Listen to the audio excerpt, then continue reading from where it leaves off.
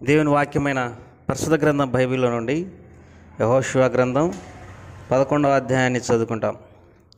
హాసోరు రాజైన యాబీను జరిగిన వాటిని గురించి విని మాదోను రాజైన యోబాబుకును, సిమ్రోను రాజుకును, అక్షాపు రాజుకును, ఉత్తర దిక్కునున్న మాన్య దేశములోను, కిన్నెరేతు దక్షిణ దిక్కునున్న అరాబాలోను, సెఫేలాలోను, పడమటనున్న దోరు మాన్యంలోనున్న రాజులకును, తూర్పు పడమటి దిక్కుల యందలి కానానీయులకును, అమోరీయులకును, హిత్యులకును, పెరిజ్యులకును, మాన్యంలోనున్న యెబూసీయులకును, మిస్పా దేశమందలి హెర్మోను దిగువ నుండు హివ్యులకును వర్తమానం పంపగా, వారు సముద్ర తీరమందలి ఇస్కరేణువులంత విస్తారంగానున్న తమ సైనికులందరినీ సమకూర్చుకొని విస్తారమైన గుర్రములతోనూ రథములతోనూ బయలుదేరిరి.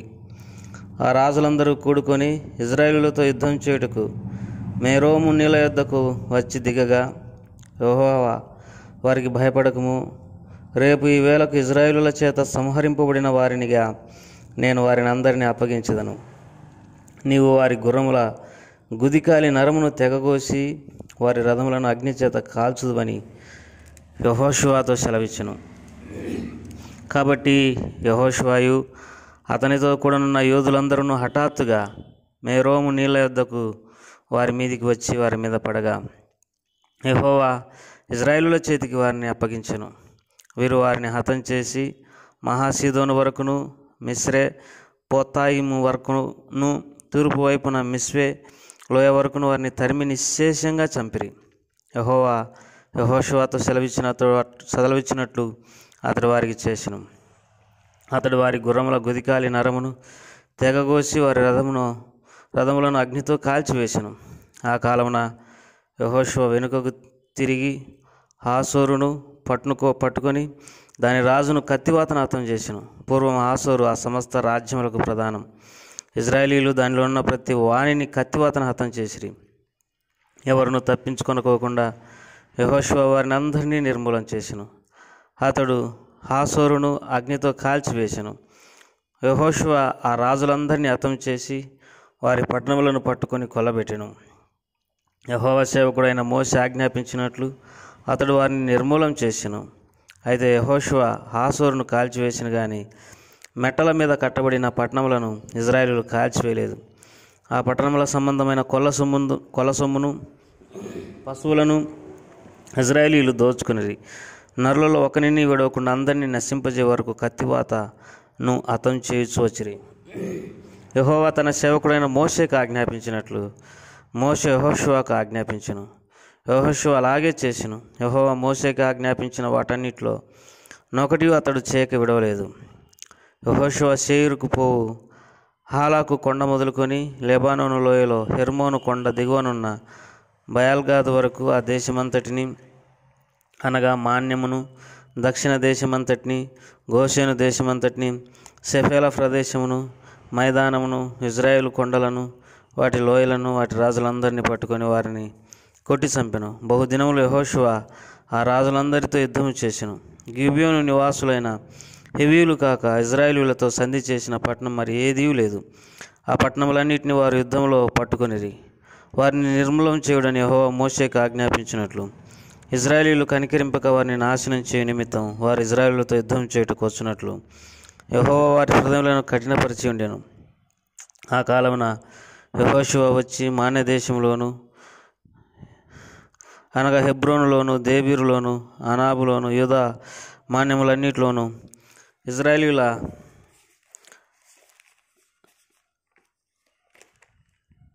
ఇజ్రాయేలుల ప్రదేశములన్నిటిలోనూ ఉన్న అనాకీయులను నాశనం చేసెను.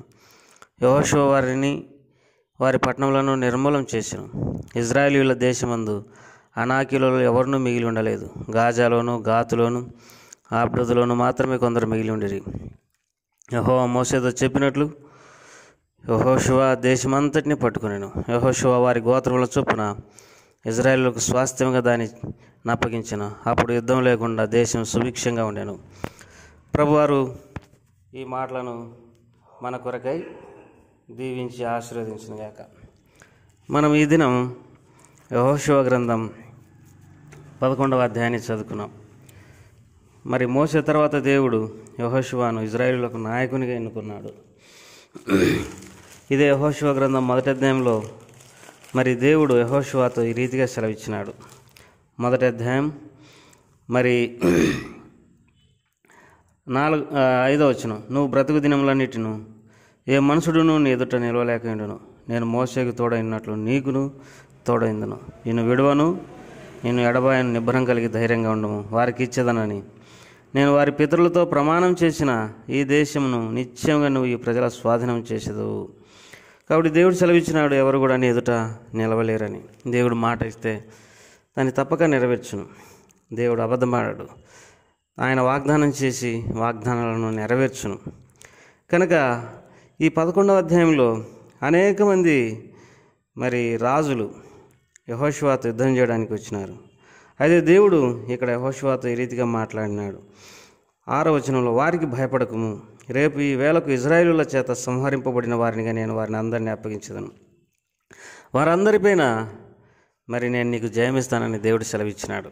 ప్రియులారా, దేవుని ప్రజలైనటువంటి వారు ఆయన వాగ్దానములను పొంది మరి జయం పొందినటువంటి వారిగా, జయించే వారిగా, జయశాలులుగా ఉండాలనేదే దేవుని యొక్క ఉద్దేశం. ఆయన శక్తి చేత బలపరచబడి మరి జయశాలులుగా ఉండాలని దేవుడు కోరుకుంటా ఉన్నాడు. ఇంతమంది రాజులు, ఇంతమంది జనాంగము వచ్చినప్పటికీ వారందరూ ఇశ్రాయేలుల మీద మరి యుద్ధం చేసినప్పటికీ ఇశ్రాయేలీయులు వారందరినీ మరి సంహరించినారు. ఒక్క నరుడు కూడా లేకుండా సంహరిస్తూ వచ్చినారు. వాళ్ళ కొల సొమ్మును ఇశ్రాయేలీయులు పట్టుకుంటూ వచ్చినాడు.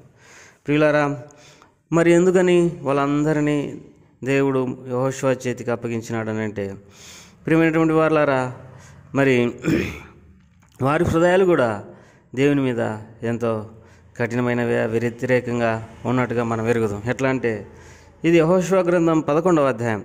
ఇప్పటికే ఐగుప్తులో దేవుడు ఐగుప్తు రాజుకు, ఐగుప్తు ప్రజలకు, ఐగుప్తు అధిపతులకు ఏం చేసినాడో ఈ రాజులందరికీ తెలుసు. అయినప్పటికీ ఆ ఘనమైన దేవుని మీద వారు వ్యతిరేకతను పెంచుకున్నారు. ఐగుప్తుల నుండి వారి వద్దకు వచ్చిన తర్వాత, ఐగుప్తుల నుండి వారు బయటకు వచ్చిన తర్వాత ఎర్ర సముద్రమును ఏ రీతిగా వారు పాయలుగా చేసినారో అన్న సంగతి మరి ఆ కాలంలో ఉన్న ప్రజలందరికీ కూడా తెలుసు. అయినప్పటికీ వారు తమ హృదయాలు దేవునికి వ్యతిరేకంగా కఠినపరుచుకున్నారు. కాబట్టి ఐగుప్తులో నుండి బయటకు వచ్చిన ప్రజలను దేవుడు ఏ రీతిగా మరి కాపాడుతూ వచ్చినాడో, బలమైన రాజులను ఏ రీతిగా వారి చేతికి అప్పగిస్తూ వచ్చినాడో, సూర్యచంద్రులు ఎట్లు ఒక నరుని ప్రార్థన విని ఆగిపోతూ వచ్చినాయో, దేవుడు వారి పక్షంగా ఉండి ఎన్ని కార్యాలు, అద్భుత కార్యాలు జరిగిస్తూ వచ్చినాడో అన్నీ విని కూడా తమ హృదయాన్ని కఠినపరుచుకొని ఆయన యందు విశ్వాసం ఉంచలేదు. అందుకే దేవుడు వారి హృదయాన్ని కఠినపరిచి వారి యుద్ధమునకు సిద్ధమగునట్లుగా చేసి యెహోషువ ఇశ్రాయేలులందరి చేత వారిని జయింపజేసినాడు. చాలాసార్లు మనం దేవుని మాట మీద విశ్వాసం లేనప్పుడు మన హృదయాన్ని కూడా కఠినపరిచి మనల్ని కూడా మరి దేవుడు నానా విధాల కష్టాలకు మన చేతులకు అప్పగించును. కాబట్టి మనం దేవుని మీద సంపూర్ణమైనటువంటి విశ్వాసం ఉంచవాలనని మనవి చేస్తూ ఉంటున్నాం. చూడండి, దేవుని వాక్యంలో మరి యెహోషువ గ్రంథం 11వ అధ్యాయం 15వ వచనంలో, యెహోవా తన సేవకుడైన మోసేకు ఆజ్ఞాపించినట్లు యెహోషువకు ఆజ్ఞాపించును. యెహోషువ అలాగే చేసెను. యెహోవా మోసేకు ఆజ్ఞాపించిన వాటిలో ఒక్కటి అతడు చేయక విడవలేదు. యెహోషువ కూడా మంచి నాయకత్వ లక్షణాలు కలిగినటువంటి వాడు. ఎందుకంటే దేవుడు ఏం చెప్తాడో, మోసే ద్వారా దేవుడు ఏం సెలవిచ్చినాడో వాటిని మాత్రమే జరిగిస్తూ వచ్చినాడు. కనుక ఏమాత్రం మరి దానికి వ్యతిరేకంగా, దేవుడు చెప్పిన దానికి వ్యతిరేకంగా తను నడవలేదు.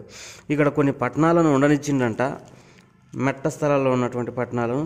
అయితే అందులో ఉన్నటువంటి ప్రజలు ఉంచలేదంట, నరులందరినీ చంపేసినాడు. ఎందుకనంటే వీరు ఉండడం ద్వారా ఏదో ఒక రోజు ఇజ్రాయెల్ ప్రజల మీద వారు వ్యతిరేకతను పెంచుకొని వారు మళ్ళా బలమైన జనాంగమై వీరికి వచ్చి వీరికి ఇబ్బంది కలగజేస్తారని అన్ని రీతులుగా శ్రద్ధ వహించి ఆ ప్రజలను నశింపజేస్తూ వచ్చినాడు. ప్రేమైనటువంటి వారులారా, యెహోషువ లాంటి నాయకుడు నేడు కూడా మనకు అవసరం. లాభాపేక్ష గాక యథార్థంగా దేవుని ప్రజల క్షేమం కొరకు విచారించి వారిని దుష్టులైనటువంటి చేతిలో నుండి విడిపించి సరైన దిశలో నడిపించే నాయకులు ఈ కాలంలో కూడా అవసరం. అదే రీతిగా మనం కూడా ఆయన వాగ్దానాలపై నమ్మకం ఉంచి జయశాలులంగా ఉండడానికి ప్రభు సహాయపడును గాక. ప్రభా, ఈ మాటలన్నింటినీ దీవించండి, నీ ప్రజల హృదయాలను మరి సంతృప్తితో నింపండి, ఆదరించండి. యేసు ప్రభువు వారి నామం పెట్టాడి వేడుకుంటున్నాం తండ్రి, ఆమేన్.